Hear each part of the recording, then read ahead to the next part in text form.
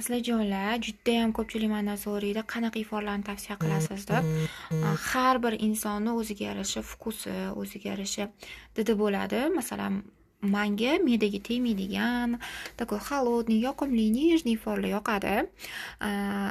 Asosan har bir sepayotgan iforimda apelsinovый akkordlar, sitrusovый akkordlar bo'lsa yoqtiraman. Gullarni, yoqimli, nежный gullarning iforini yaxshi ko'raman va har bir ayol kishida men o'ylayman Trimosda kamida 5 ta ifor bo'lishi kerak, kamida.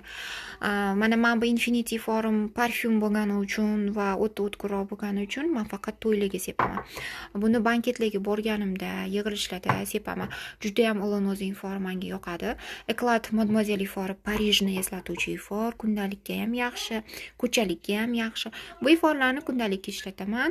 Me'daga tegmaydigan iforlar hisoblanadi.